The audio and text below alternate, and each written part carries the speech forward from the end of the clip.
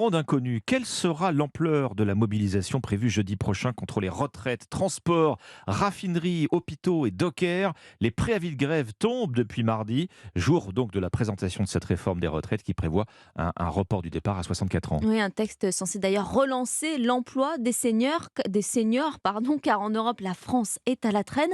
Barthélémy Philippe, justement, un nouveau rapport vient d'être publié par le ministère du Travail et les chiffres tout de même s'améliorent, Barthélémy. Oui, en 2021, 56% des 55-64 ans occupaient un emploi selon la DARES, un record depuis 1975. Le taux d'emploi des seniors a progressé de 10 points depuis 2011, mais il reste inférieur à la moyenne de l'Union européenne. Si l'on se concentre sur les 60-64 ans, proches de la retraite, un peu plus d'un tiers des seniors ont un travail. Le taux d'emploi a bondi de 13 points en 10 ans, mais là encore, dans cette tranche d'âge, la France est en retard sur ses voisins.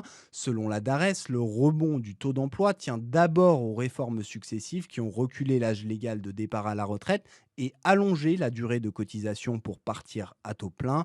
Et d'ailleurs, avec le texte qu'il vient de présenter, le gouvernement veut encore booster le travail des seniors.